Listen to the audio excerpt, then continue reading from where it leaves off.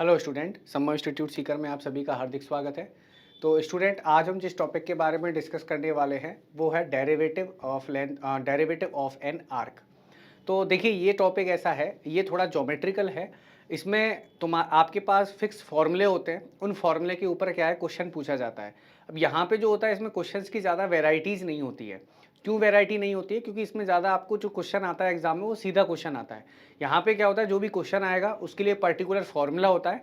उस फॉर्मूले को आपको रख के, उस फॉर्मूले के हिसाब से आपको चीज़ों को कैलकुलेट करके आंसर लेके आना होता है। फॉर्मूले मैं आपको बताऊंगा, 3-4 यहाँ पे फॉर्मूले हैं, उन 3-4 फॉर्मूलों को आपको याद रखना है और उन्हीं के ऊपर क्वेश्चन पूछा जाता है। ऐसा कभी नहीं होता है कि आपके पास कोई क्वेश्चन ऐसा दे दे कि जो फॉर्मूले से बाहर चला जाए। हमेशा अगर वो क्वेश्चन पूछेगा तो इन्हीं फॉर्मूले के ऊपर पूछेगा। तो सबसे पहले हम बात करते हैं टॉपिक की। तो टॉपिक का नाम है डेरिवेटिव ऑफ एन आर्क। ठीक है, तो सबसे पहले मतलब समझते हैं आर्क का मतलब क्या होता है। यहां पे आर्क क्या होता है, तो देखिए, जैसे मान के चलो आपका कोई ट्राइंगल है, ठीक है, इस तरीके से ये कोई ट्राइंगल है आपके पास, ठीक है, ए बी और सी, ये आपके पास क्या है, एक कोई ट्राइंगल है। अगर और मैं रेक्टेंगल ना बना के नॉर्मल ट्राइंगल बनाता हूं। देखिए, ये आपके पास एक ट्राइंगल दे रखा है, तो इसको तो बोलते हैं हम कोड। इसको क्या बोलते हैं? कोड बोलते हैं स्टूडेंट। ये वाली जो लाइन होती है, जैसे ये वाला, इस तरीके से मैं डायग्राम बनाता हूं पहले। ये तो होता है आर्क और ये बोलता है कोड। इसको क्या बोलते हैं? कोड बोलते हैं। ठीक है, कोड बोलते हैं। स्पेलिंग सही लिख देता हूं।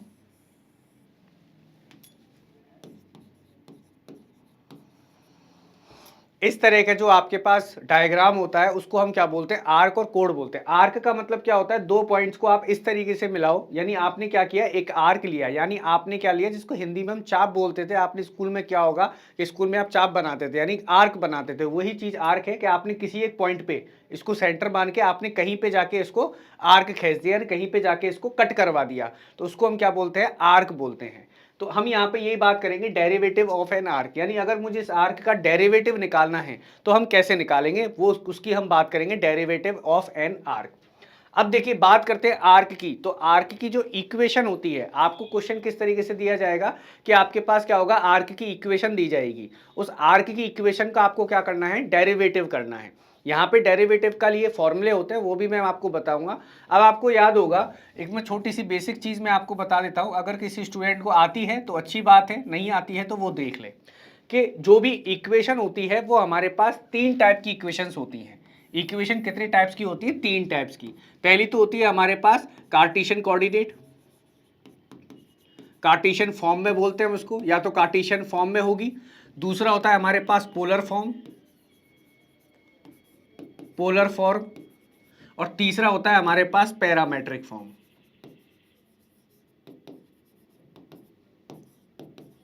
Parametric form. यानी जब भी आपके पास मैथ्स में जो इक्वेशंस होती हैं वो तीन तरह की होती हैं। इक्वेशंस कौन कौन सी टाइप की हो सकती हैं? एक तो कार्टेशियन फॉर्म की हो सकती है, या पोलर फॉर्म की हो सकती है, या आपके पास पैरामेट्रिक फॉर्म की हो सकती है। अब मैं तीनों में आपको डिफरेंस बताता हूं कि तीनों में डिफरेंस क्या होता है। तो कार्टेशियन तो आपको पता ही होगा कि ऐसी इक्वेशन जिसमें एक्स एंड वाई टाइप से आए, ऐसी इक्वेशन जिसमें आपके पास क्या हो, एक्स एंड वाई हो, उसको हम क्या बोलते हैं? कार्टेशियन फॉर्म बोलते हैं। ऐसी इक्वेशन जिसमें आपके पास एक्स और वाई होते हैं उसको हम क्या बोलते हैं? कार्टेशियन फॉर्म बोलते हैं।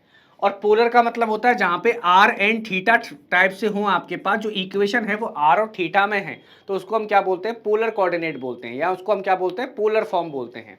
और पैरामेट्रिक का मतलब होता है, पैरामेट्रिक का मतलब होता है कि जब आपके पास x किसी दूसरे वेरिएबल का फंक्शन हो और y भी क्या हो, दूसरे वेरिएबल का फंक्शन हो।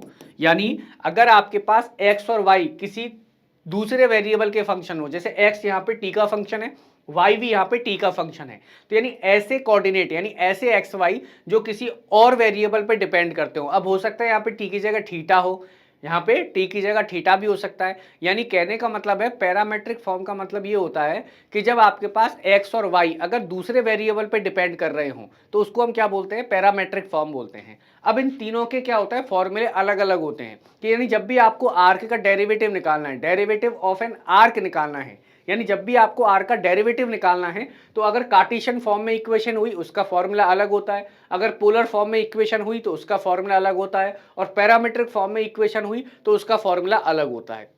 तो मैं तीनों का फॉर्मूला आपको लिखाऊंगा, फिर आपको क्वेश्चन बताऊंगा कि एग्जाम में किस तरीके से क्वेश्चन पूछा जाता है और किस तरीके से हमें पता लगता है कि कौन सा फॉर्मूला कब लगाना है और किस तरीके से उसको सॉल्व करना है।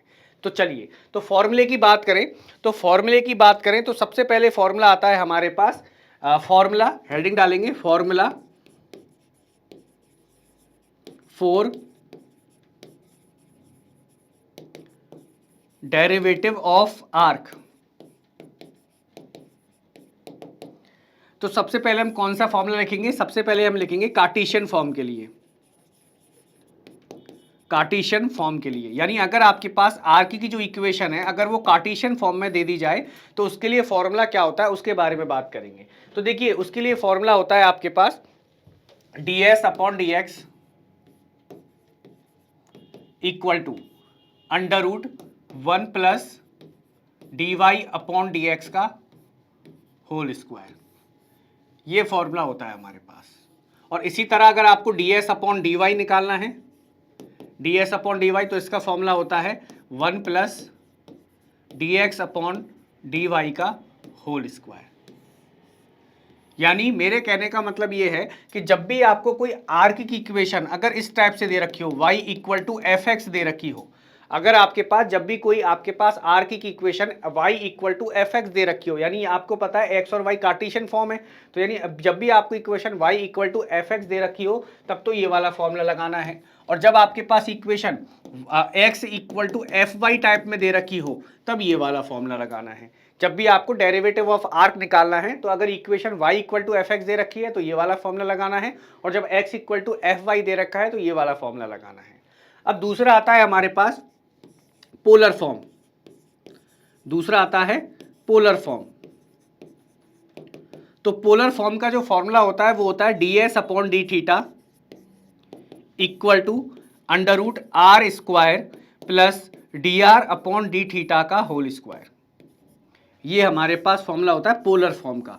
यानी जब भी आपको इक्वेशन क्या दे रखी हो, r equal to f theta, यानी जब भी आपको किसी r की इक्वेशन पोलर फॉर्म में दे रखी हो, यानी r और थीटा फॉर्म में दे रखी हो, तो उसमें फॉर्मूला क्या होता है ds upon D theta equal to under root are square plus D R upon D theta का whole square.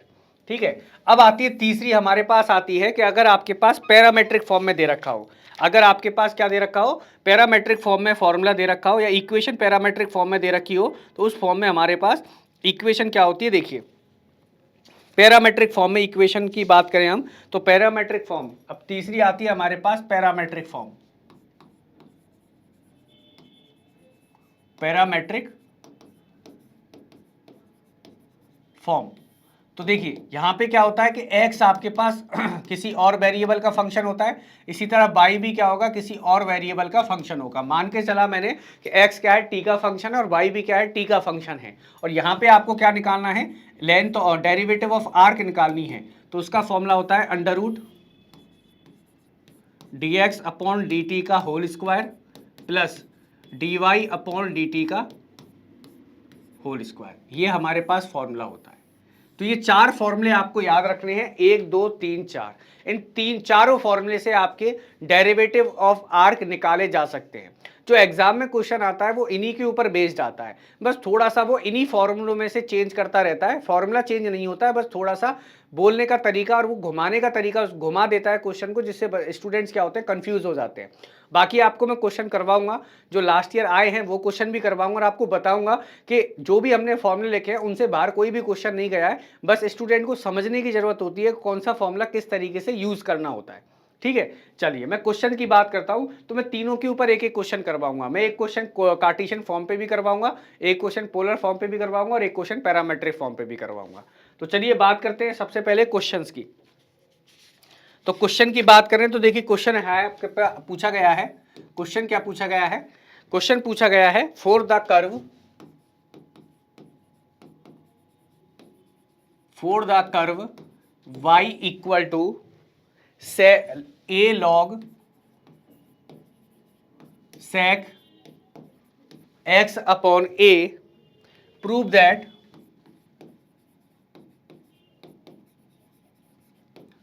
that ds upon dx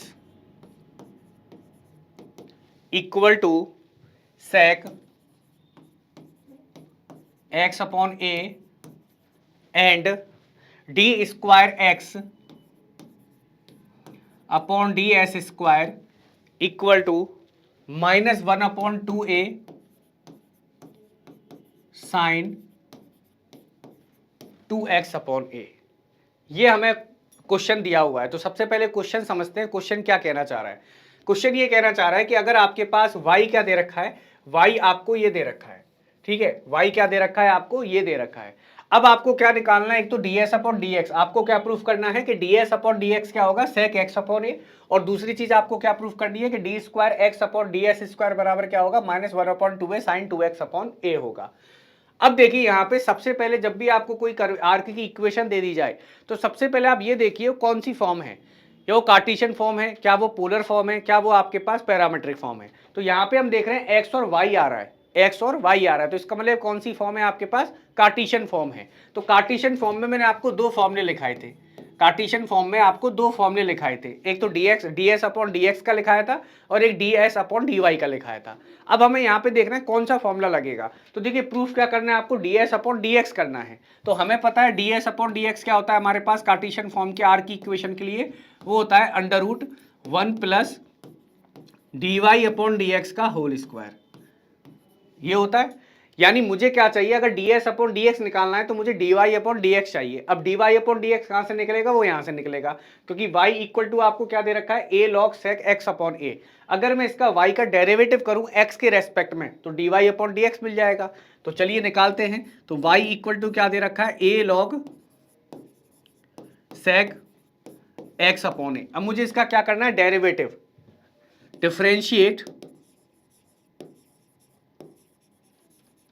differentiate with respect to x। तो इसको x के रेस्पेक्ट में डिफरेंशिएट करेंगे तो dy अपॉन dx क्या मिलेगा, देखिए तो a तो कांस्टेंट है, वो एज इट इज रहेगा, log x अपॉन a का डेरिवेटिव क्या होगा, 1 upon sec x upon a।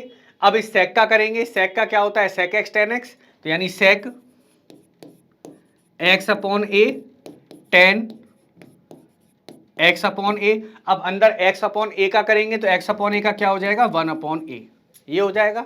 अब देखिए a से तो a कैंसिल हो रहा है, sec x अपॉन a से sec x upon a cancel हो रहा है, बच क्या रहा है हमारे पास, tan x अपॉन a।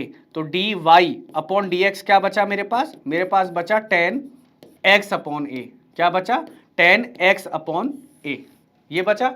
अब मुझे dy अपॉन dx की वैल्यू मिल गई, इस dy अपॉन dx की वैल्यू यहां पे पुट कर देंगे। तो देखिए कैसे करेंगे, देखिए ds upon dx equal to √1 plus, अब dy अपॉन dx की वैल्यू क्या थी, tan x अपॉन a का स्क्वायर करना है मुझे, होल स्क्वायर, ठीक है। चलिए तो सॉल्व करें अब इसको। तो ds upon dx equal to क्या हो जाएगा मेरे पास, √1 प्लस, इसका स्क्वायर करेंगे तो क्या बनेगा, tan स्क्वायर x अपॉन ए। और आपको पता है फॉर्मूला आपको याद होगा, 1 प्लस tan स्क्वायर थीटा क्या होता है हमारे पास, sec square theta, 1 upon tan square theta क्या होता है मेरे पास, tan sec स्क्वायर थीटा। तो यहां से वही बन रहा है, यहां पे ये किसका काम कर रहा है, ये थीटा का काम कर रहा है। तो 1 प्लस tan स्क्वायर थीटा को मैं क्या लिख सकता हूं, sec स्क्वायर थीटा, यानी इसको मैं क्या लिख सकता हूं, ds upon dx equal to √, इसको क्या लिख सकता हूं, sec square x upon a। अब आपको पता है स्क्वायर रूट की वजह से स्क्वायर कैंसिल आउट हो जाएगा, तो बचेगा क्या, ds upon dx equal to sec x upon a। और यही प्रूफ करना था मुझे, यही प्रूफ करना था, देख लीजिए ds अपॉन dx क्या प्रूफ करना था, sec x अपॉन a, तो हमने प्रूफ कर दिया। अब करते हैं दूसरी चीज को। अब हमें क्या करना है कि D square x upon ds square equal to क्या होगा, -1 upon 2a sine 2x upon a। अब ये प्रूफ करना है, तो देखिए कैसे प्रूफ करेंगे। तो देखो मुझे क्या प्रूफ करना है, d square x upon D S square equal to क्या करना है, -1 upon 2a sine 2x upon ए, ये प्रूफ करना है। लेकिन अब हमें पता है कि फॉर्मूला हमारे पास ds अपॉन dx होता है, ऐसा फॉर्मूला तो हमारे पास कोई होता नहीं है, dx अपॉन ds का कोई फॉर्मूला हमारे पास नहीं होता है। तो हम इसी फॉर्मूले से ये फॉर्मूला बनाएंगे। कैसे बनाएंगे देखिए, मैं यहां पे लिख रहा हूं, मुझे D square x upon D S square चाहिए, यानी मुझे x का 2 बार, यानी इस फंक्शन को x में लेके आना है। तो देखो इसको कैसे लिख सकता हूं, ds अपॉन dx क्या दे रखा है मेरे पास, ds अपॉन dx मेरे को क्या दे रखा है, sec x अपॉन ए। तो इसको मैं dx अपॉन ds लिख सकता हूं, उल्टा कर दूं, इसका उल्टा करूंगा तो क्या हो जाएगा, 1 अपॉन sec x अपॉन ए। और आपको पता है 1 अपॉन sec थीटा क्या होता है, cos थीटा। तो यानी ये हमारे पास क्या हो जाएगा, cos x अपॉन ए। यानी यहां से dx अपॉन ds मेरे पास क्या मिला, cos x अपॉन ए, dx अपॉन ds क्या मिला, cos x अपॉन ए। अब मुझे क्या करना है, इसका डेरिवेटिव करना है s के रेस्पेक्ट में, क्योंकि मुझे D square x upon D S square निकालना है, यानी मुझे इसका s के रेस्पेक्ट में डेरिवेटिव करना है। तो देखो मुझे इसका किसके रेस्पेक्ट में करना है, s के रेस्पेक्ट में डेरिवेटिव करना है। तो देखो मैं इसको कैसे लिख सकता हूं, d upon D S, D x upon D S, ऐसे लिख सकता हूं। dx अपॉन ds की वैल्यू हमें पता है cos x अपॉन ए है, तो यहाँ पे वैल्यू पुट कर दे, तो D square x upon D S square equal to D upon D s, और ये हो जाएगा cos x अपॉन ए। अब मुझे इस वाले फंक्शन का s के रेस्पेक्ट में डेरिवेटिव करना है। तो देखिए कैसे करेंगे, तो D square x upon D S square equal to D upon D S cos x upon ए।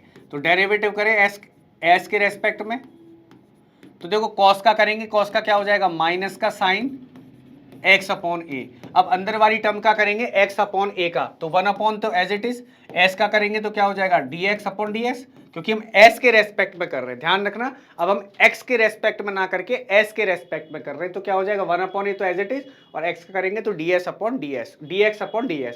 इसकी वैल्यू मुझे पता है, इसकी वैल्यू हमें पता है कितनी है, cos x अपॉन ए। तो यहाँ पे वैल्यू पुट कर दे, तो यहाँ से क्या हो जाएगा, D square x upon D S square equal to minus sine x upon A into 1 upon A into cos x upon ए। अब देखिए मैं इसको, मुझे जो बनाना है अब उसमें अरेंज करना पड़ेगा। अब यहाँ से हमारा सॉल्यूशन, हमारा जो कैलकुलेशन थी वो हो गई। अब इससे ज़्यादा कैलकुलेशन अब हमें खुद से करनी है। क्यों करनी है, क्योंकि मुझे ये चीज़ बनानी है। इसको बनाने के लिए इसमें थोड़ा सा मुझे क्या करना पड़ेगा, अपना मैथ्स वाला दिमाग लगाना पड़ेगा। कैसे लगाएंगे देखिए, तो मैं इसको कैसे, इसको बनाने के लिए देखो मैं क्या कर रहा हूँ, मैंने क्या किया, 1 अपॉन ए को बाहर ले लिया, तो minus 1 upon A sine x upon a cos x upon ए। अब मुझे पता है एक चीज, मुझे पता है साइन 2 थीटा बराबर क्या होता है, साइन 2 थीटा बराबर होता है sine 2 sine theta cos theta. ये होता है साइन 2 थीटा बराबर क्या होता है, 2 साइन थीटा कॉस थीटा। यानी यहां पे एक इसका काम कर रहा है, थीटा का काम कर रहा है। अगर मैं 2 का ऊपर डिवाइड मल्टीप्लाई कर दूं और 2 का डिवाइड कर दूं दोनों, ठीक है, तो देखो मेरे पास क्या हो जाएगा, D square x upon D S square equal to 2 का मल्टीप्लाई किया और 2 का डिवाइड किया, sine x upon a cos x upon ए। अब देखिए 2 sine x upon a cos x upon a क्या बन जाएगा, अगर ये मैं इसको थीटा मान लूं, अगर मैं इसको थीटा मान लूं तो ये क्या बन गया, 2 साइन थीटा कॉस थीटा। और हमें पता है 2 साइन थीटा कॉस थीटा क्या होता है, साइन 2 थीटा। तो यानी यहां पे मैं क्या लिख सकता हूं, इसकी जगह लिख सकता हूं d square x upon D S square minus 1 upon 2a sine 2 theta. Theta की वैल्यू कितनी है, एक्स अपॉन ए, तो यानी 2x अपॉन ए। और यही मुझे प्रूफ करना था कि D square x upon D S square क्या होगा, minus 1 upon 2a sine 2x upon ए। अब आपने देखा स्टूडेंट, मैंने आपको पहले बताया था कि कई बार वो क्वेश्चन को घुमा देता है, जैसे इसने यहाँ पे घुमाया था, क्योंकि हमें पता है प्रूफ क्या करना था, D square x upon D S square. अब ये हमारे पास कोई फॉर्मूला नहीं होता है, इसी फॉर्मूले से मैंने ये बनाया है। ये तो मुझे पता था कि D S upon D x हमें पता था, तो मुझे D square x upon D S square करना है, यानी मुझे एक्स का एस के रेस्पेक्ट में 2 टाइम डेरिवेटिव करना है। तो मैंने पहले क्या बना लिया, D x upon D S बना लिया। अब इसका एक्स के रेस्पेक्ट में डेरिवेटिव कर लिया। और डेरिवेटिव सबको आता होगा, डिफरेंशिएशन सबको आता होगा, इसलिए इसमें ज़्यादा दिमाग लगाने की जरूरत नहीं है। बचपन में खूब डेरिवेशन करके आए हम, डेरिवेशन, डिफरेंशिएशन क्या होते हैं, वो सबको आता है डिफरेंशिएशन करना। चलिए, तो ये हमारे पास क्या हो गया, आंसर हो गया। तो ये क्वेश्चन आया हुआ है, यूनिवर्सिटी में पूछा गया था, वो क्वेश्चन मैंने बताया कि इस तरीके से क्वेश्चन पूछे जाते हैं। ये तो होगा कार्टेशियन फॉर्म का। अब मैं आपको एक क्वेश्चन कराता हूं पैरामेट्रिक फॉर्म का, ठीक है।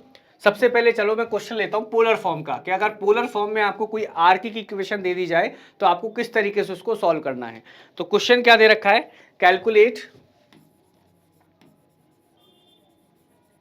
Calculate ds upon D theta equal to, sorry, हाँ, calculate ds upon D theta for the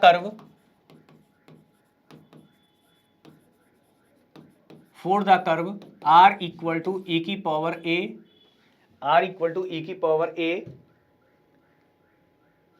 sorry, r equal to a e की power theta cos alpha, cot alpha, ये दे रखा है आपको, ठीक है। ये आपको एक कर्व दे रखा है, कर्व की इक्वेशन आपको दे रखी है, और आपको क्या निकालना है, ds अपॉन डी थीटा निकालना है। अब आप देखिए, मैंने आपको क्या बताया, जब भी कोई इक्वेशन आपको दे तो आपको सबसे पहले ये देखना है कि वो कौन सी फॉर्म का है, कार्टेशियन फॉर्म है कि आपके पास पोलर फॉर्म है कि पैरामेट्रिक फॉर्म है। तो यहाँ पे हम देख रहे हैं एक्स वाई तो है नहीं, यानी ये कार्टेशियन फॉर्म तो नहीं है। दूसरी चीज, हम यहाँ पे आर और थीटा देख रहे हैं, तो इसका मतलब कौन सी फॉर्म है, पोलर फॉर्म है, क्योंकि इसमें आर और थीटा आ रहा है, तो इसका मतलब ये पोलर फॉर्म है। और हमें निकालना क्या है, ds अपॉन डी थीटा निकालना है। हमें क्या निकालना है, ds अपॉन डी थीटा निकालना है। तो ds अपॉन डी थीटा का फॉर्मूला हमें पता है, सॉल्यूशन। अब देखिए, ds अपॉन डी थीटा का फॉर्मूला मैंने आपको बताया था, पोलर फॉर्म में क्या होता है हमारे पास, under root are square plus D R upon D theta का होल स्क्वायर। आर की वैल्यू तो मेरे पास है, लेकिन D are upon D theta नहीं है मेरे पास। तो D R upon D theta निकालने के लिए मैं क्या करूंगा, इसका थीटा के रेस्पेक्ट में डिफरेंशिएशन करूंगा। तो देखिए कैसे करेंगे, आर बराबर क्या दे रखा है, आर इक्वल टू ए ई की पावर थीटा कॉट एल्फा। अब मैं क्या करूंगा, डिफरेंशिएट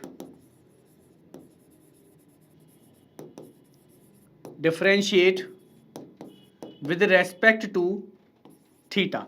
तो D R upon D theta equal to A, तो एज इट इज क्योंकि कांस्टेंट है। अब आपको पता है ई की पावर थीटा का क्या होता है, ई की पावर थीटा, यानी ई की पावर थीटा कॉट एल्फा।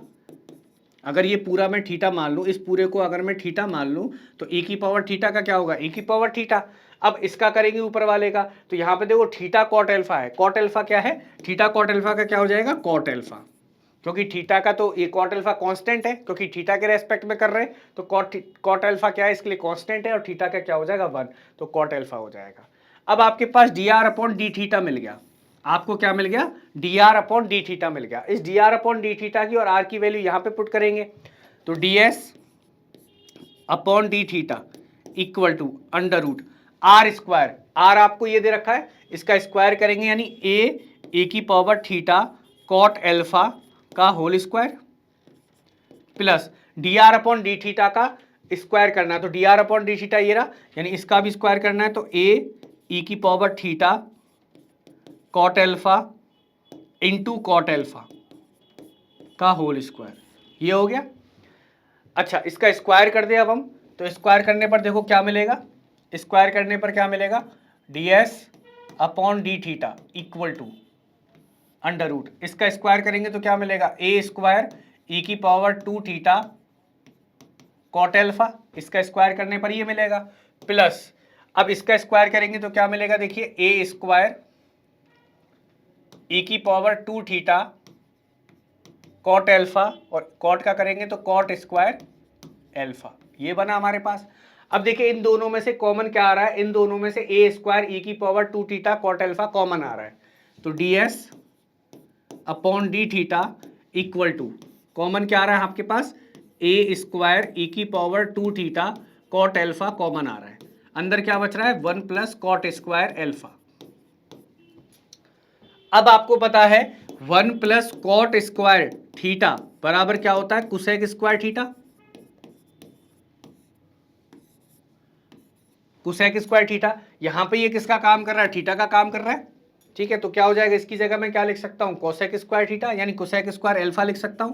तो ds upon D theta equal to क्या हो जाएगा, अंडर रूट ए स्क्वायर ई की पावर 2 थीटा कॉट एल्फा, ये क्या हो जाएगा, कोसेक स्क्वायर एल्फा।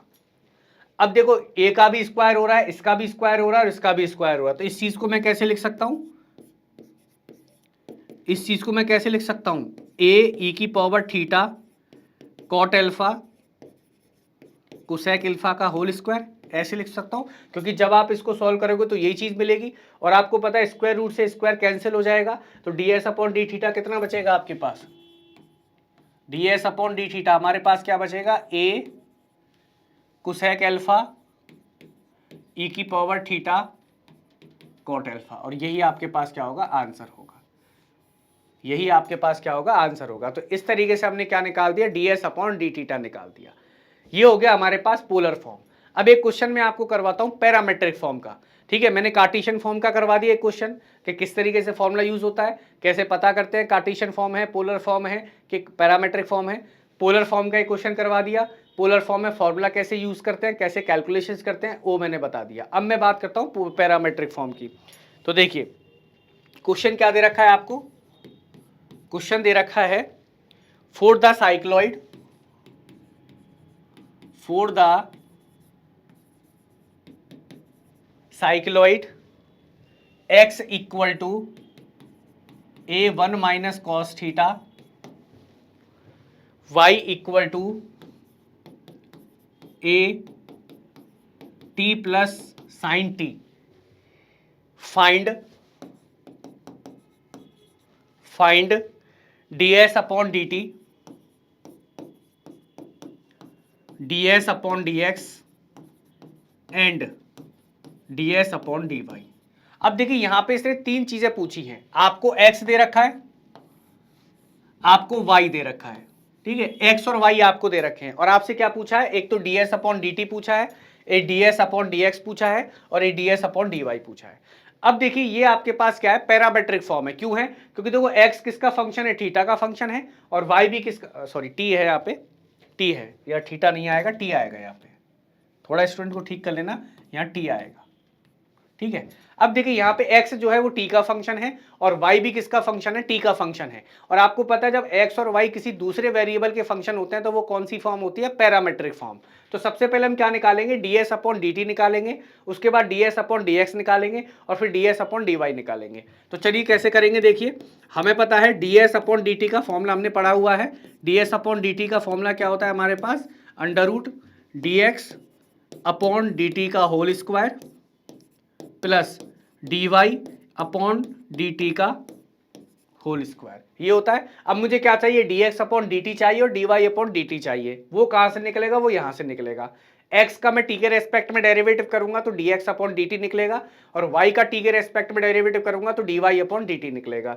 तो देखिए यहां से ds अपॉन dt, सॉरी पहले मैं क्या निकाल रहा हूं, x का निकाल रहा हूं, x बराबर क्या दे रखा है, a1 माइनस कॉस टी, इसका t के रेस्पेक्ट में डेरिवेटिव कर रहा हूं, तो t के रेस्पेक्ट में डेरिवेटिव करूंगा तो a तो कांस्टेंट है वो एज इट इज आ जाएगा, 1 का क्या हो जाएगा 0 और cos t का क्या हो जाएगा, cos t का ये क्या हो जाएगा माइनस साइन टी, ये हो जाएगा। तो बचा क्या आपके पास, बचा हमारे पास dx upon dt equal to क्या बना मेरे पास, ये बना a 0 प्लस साइन टी, यानी आपके पास क्या मिला, a साइन टी।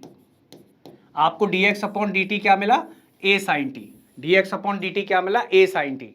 अब मैं क्या निकालूंगा, dy अपॉन dt, तो y बराबर क्या दे रखा है आपको, y दे रखा है a t plus sine T, y बराबर क्या दे रखा है, t plus a t plus sine T, तो इसका भी t के रेस्पेक्ट में डेरिवेटिव करूंगा तो dy upon dt equal to a तो कांस्टेंट एज इट इज आ जाएगा, t का करूंगा तो 1 और साइन टी का क्या हो जाएगा cos t, तो ये आप cos t, तो ये आपके पास क्या आ गया, dy अपॉन dt आ गया, dy अपॉन dt। अब dx अपॉन dt और dy अपॉन dt की वैल्यू कहां पे रख देंगे, यहां पे रख देंगे, तो चलिए रखते हैं।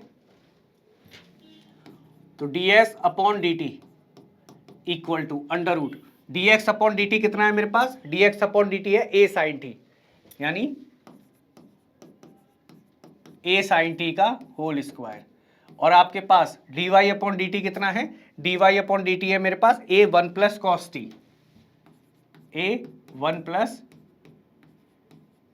कॉस टी का होल सॉरी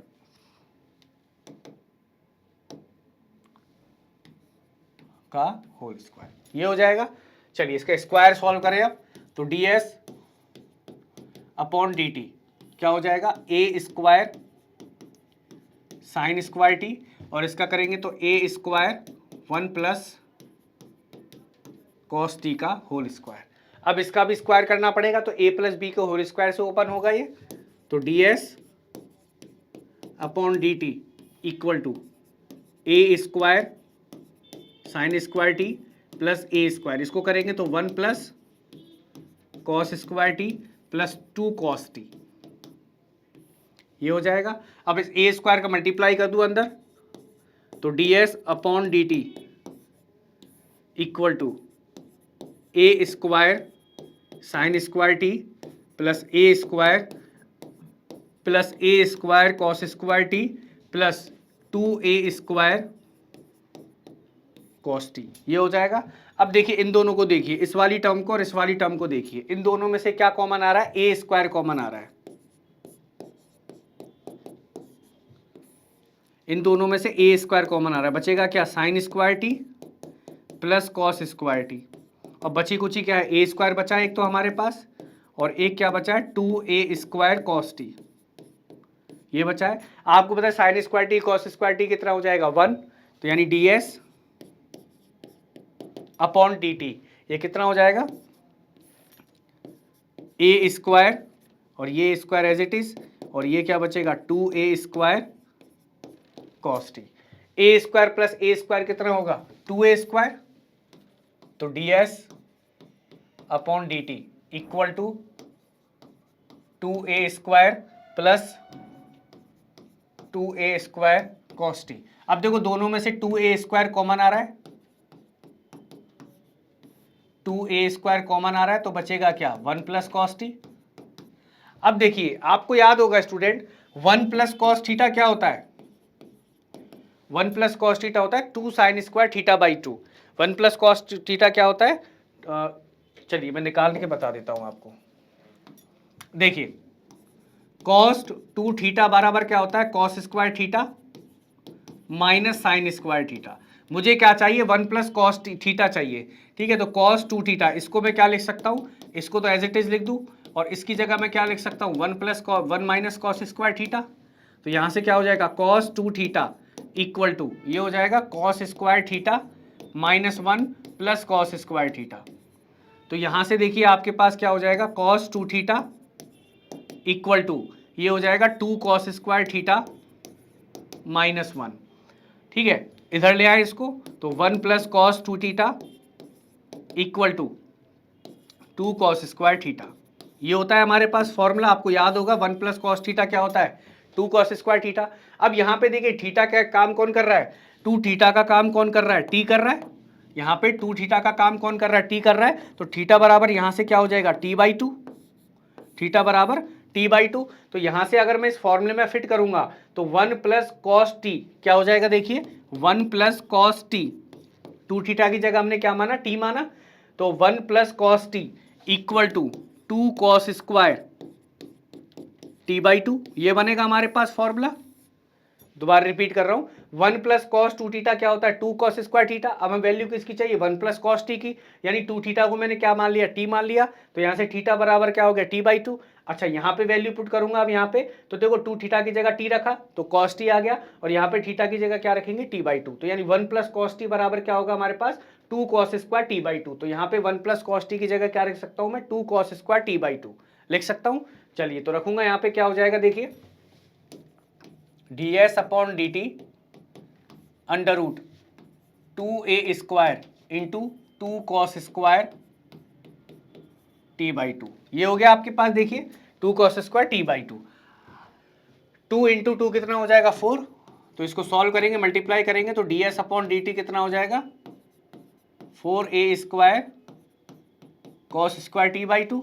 अच्छा इसको मैं कैसे लिख सकता हूं, इसको मैं ऐसे लिख सकता हूं, 2a कॉस t/2 का होल स्क्वायर, क्योंकि जब आप इसको ओपन करोगे तो यही बन के आएगा आपके पास, और आपको पता है स्क्वायर से स्क्वायर रूट कैंसिल हो जाएगा। तो ds अपॉन dt बराबर क्या हो जाएगा, 2a cos t/2, और ये आपके पास क्या होगा, आंसर होगा। ये आपके पास क्या होगा स्टूडेंट, आंसर होगा। ठीक है, ये आपका आंसर होगा। चलिए अब मुझे क्या निकालना है, dx अपॉन dt निकालना है। तो देखिए dx अपॉन dt तो हमारे पास, सॉरी ds अपॉन dx निकालना है, ds अपॉन dx निकालना है। अब हमें पता है कि इसका कोई डायरेक्ट पैरामेट्रिक फॉर्म में तो कोई फॉर्मूला होता नहीं है, तो देखिए मैं इसके कैसे लिख सकता हूँ, ds upon dt into dt upon dx लिख सकता हूँ इसको। देख लीजिए, ds अपॉन dx को मैं क्या लिख सकता हूँ, ds upon dt into dt upon dx। चलिए अब देखिए dx अपॉन dt की वैल्यू हमें पता है ये है, और dx upon dt upon dx चाहिए। तो हमें देखो dt अपॉन dx की वैल्यू तो नहीं पता, लेकिन dx अपॉन dt की वैल्यू पता है। कैसे, देखिए dx अपॉन dt हमारे पास क्या है, a sin t, लेकिन मुझे क्या चाहिए, dt अपॉन dx चाहिए। तो इसको उल्टा कर दूंगा, तो इसको उल्टा करेंगे तो dt अपॉन dx क्या हो जाएगा आपके पास, 1 अपॉन a sin t, और आपको पता है 1 अपॉन साइन टी क्या होता है, कोसेक टी। तो यानी dx dt अपॉन dx की वैल्यू कितनी आ गई मेरे पास, dt अपॉन dx की वैल्यू कितनी आ गई, 1 अपॉन ए कॉस टी। इसकी वैल्यू ये रही और इसकी वैल्यू वो रही, दोनों को यहां पे रख दें। तो ds अपॉन dx कितना हो जाएगा, देखो ds अपॉन dt की वैल्यू है 2a cos t/2 into dt upon dx की वैल्यू है 1 upon a cosec t. A से ए कैंसिल हो जाएगा, तो बचेगा क्या, ds upon dx equal to sorry a cos t/2 cosec t. अब देखिए कई स्टूडेंट अगर चाहें तो यहाँ पे भी आंसर छोड़ के आ सकते हैं, आंसर ये सही है, लेकिन कोई और अगर इसको और सिंप्लीफाई आपको करना है तो देखिए कैसे करेंगे इसको, वो देखिए। मैं कहूँगा सिंप्लीफाई करके आया करो, आप जितना क्वेश्चन को डीप ले जा सकते हो उतना डीप लेके जाया करो एग्जाम में। कई स्टूडेंट्स की कंप्लेन ये आती है, सर हम अच्छे से क्वेश्चन करके आते हैं फिर भी हमारे नंबर पूरे नहीं आते। 4 अगर नंबर का क्वेश्चन होता है उसमें 3.5 नंबर देता है, 3 नंबर देता है। वो इसलिए देता है क्योंकि आप क्वेश्चन के आंसर को डीप में लेके नहीं जाते।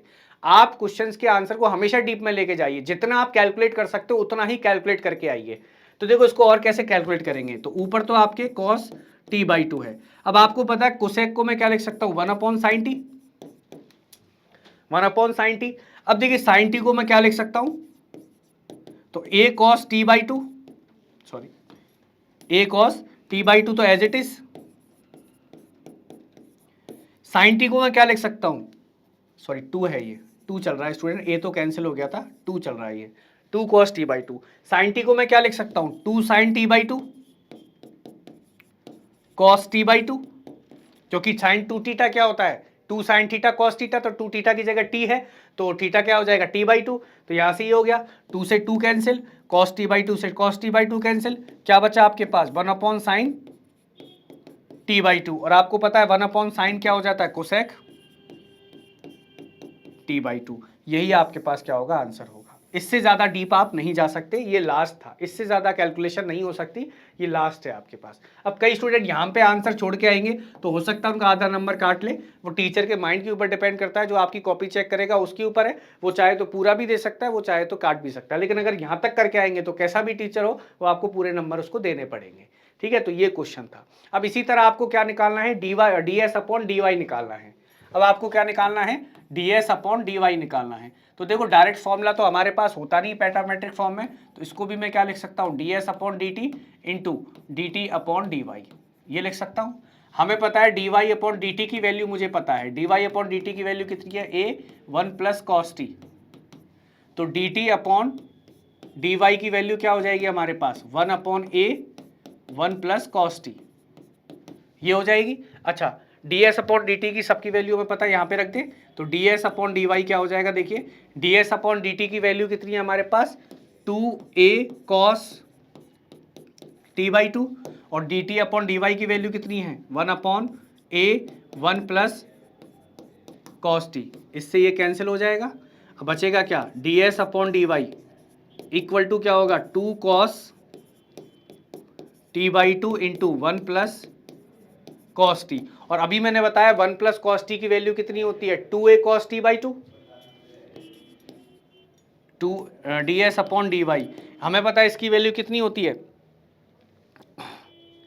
इसकी वैल्यू कितनी होगी आपके पास 2 cos स्क्वायर, देखिए अभी मैंने निकाल के बताई थी 2 cos स्क्वायर t/2, ठीक है। 1 प्लस कॉस टी की वैल्यू कितनी होती है 2 cos स्क्वायर t/2, तो यहाँ पे क्या हो जाएगा 2 cos t/2 और इसकी वैल्यू कितनी हो जाएगी 2 cos स्क्वायर t/2, 2 से 2 कैंसिल, एक cos से एक cos कैंसिल, तो बचेगा क्या आपके पास देखिए ds upon dy equal to 1 upon cos t/2 और 1 अपॉन कॉस क्या होता है सेक होता है, तो ds upon dy equal to sec t/2, ये इसका आंसर हो जाएगा।